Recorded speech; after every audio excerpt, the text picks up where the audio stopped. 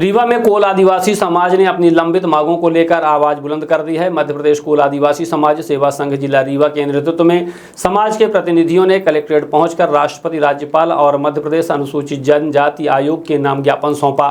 Collectorate परिसर में बड़ी संख्या में पहुंचे समाज के लोगों ने अपनी मांगों के समर्थन में नारेबाजी की और शासन प्रशासन से शीघ्र कार्यवाही की मांग की। संघ के पदाधिकारियों का कहना है कि कोल समाज वर्षों से अपने अधिकारों और संवैधानिक मांगों को लेकर संघर्ष कर रहा है, लेकिन अब तक अपेक्षित निर्णय नहीं लिया गया।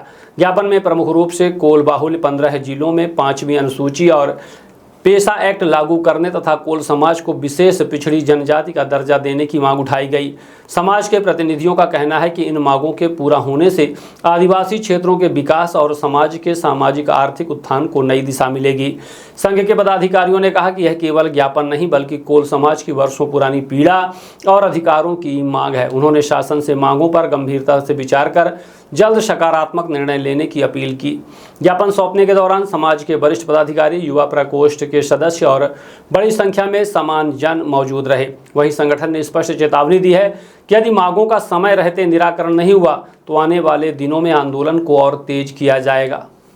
मध्य प्रदेश कोल आदिवासी समाज सेवा संघ की ओर से मांग है कि हमारे मध्य प्रदेश के 15 जिले हैं जो कोल बाहुल्य है, वहाँ 5वीं अनुसूची और पेशा एक्ट लागू नहीं है। तो हमारा जो कोल आदिवासी समाज है उसके प्रति बहुत सारे अन्याय बढ़ रहे हैं। उनकी ज़मीन छीनी जा रही है, गैर आदिवासियों को ज़मीन बेची और ख़रीदी जा रही है और वो आज भूमिहीन हो रहा है। आज़ादी के पहले जितने प्रतिशत भूमि के थे अब वो धीरे धीरे नगण्य होते जा रहे हैं। अब भूमि ना होने के कारण हम तेज़ी से भूमिहीन होते हैं तो सरकारी योजनाओं का हमको लाभ नहीं मिलता।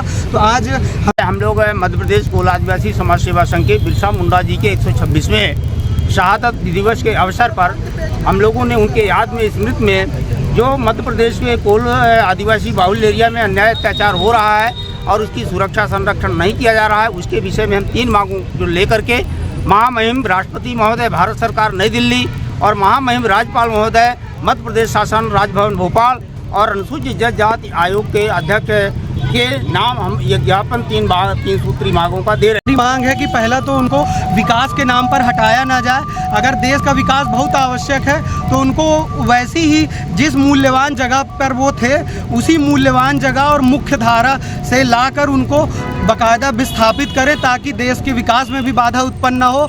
और बिना आदिवासी के देश का विकास संभव नहीं है। अगर आदिवासी का विकास नहीं हुआ तो पर्यावरण नष्ट हो जाएगा। इसीलिए इस आदिवासी रूपी पर्यावरण को भी बचा कर रखें जिससे देश का स्थित और समावेशी विकास सुनिश्चित हो सके। क्या सरकार आदिवासी नहीं है? सरकार विकास करती जा रही है लेकिन कहीं ना कहीं आदिवासी उस विकास की मुख्य धारा से नहीं जुड़ पा रहा क्योंकि वो अशिक्षित है और पढ़ा लिखा नहीं है। और जो समाज की मुख्य धारा है उसकी सोच, जैसे आज हम ऑनलाइन और IT पे आ रहे हैं,